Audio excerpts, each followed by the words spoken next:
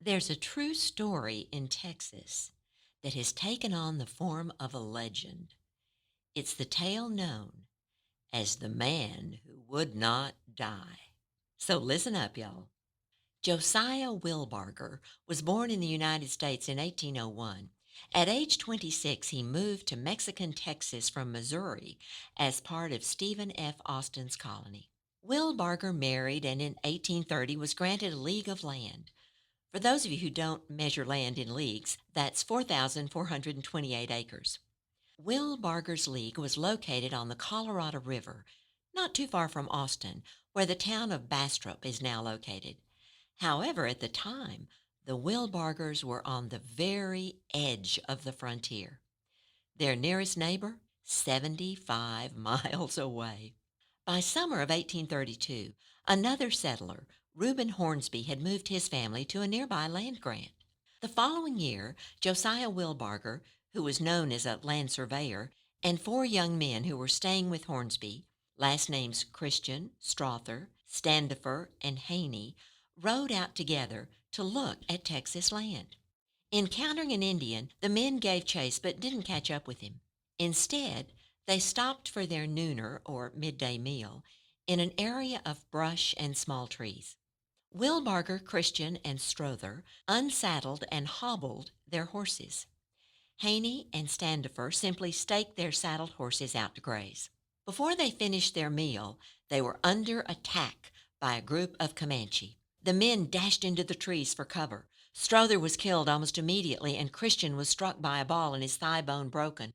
Wilbarger had an arrow through his calf and a flesh wound in his hip, but he managed to pull Christian behind a tree. As quickly as he had regained cover behind a small tree and begun to fire, his other leg was pierced by an arrow. Seeing Strother dead and Christian and Wilbarger seriously wounded, Haney and Standifer ran for their saddled horses.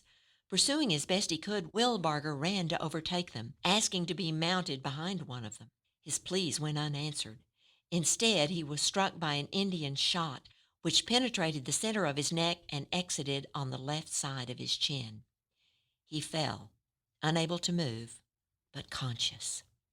The Comanche, believing he was dead, stripped him of his clothes, then cut and ripped the scalp from his head. He lost consciousness. He later said that he felt no real pain from the scalping, but it made a sound like distant thunder. Late that night, he came to and realized he was naked, losing blood, and alone in the wilderness. The Indians had slit the throats of Strother and Christian. Their assumption that Wilbarger was dead apparently had saved his life. Thirsty, he crawled into a small pool of water and lay there. Later, he crawled out of the water and slept. When he awoke, he drank again from the pool and ate some snails crawling nearby. He realized maggots had infested his head wound and decided he must try to travel back to Hornsby's cabin. Unable to crawl more than a few hundred yards, he collapsed under a large post oak tree.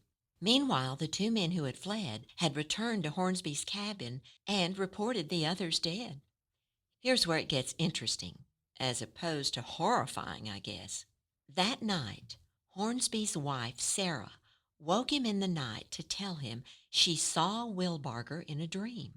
He is not dead, she insisted.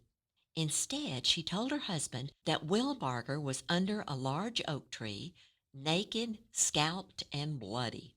Sarah convinced Hornby and the others to search for Wilbarger and find and bury the two dead men.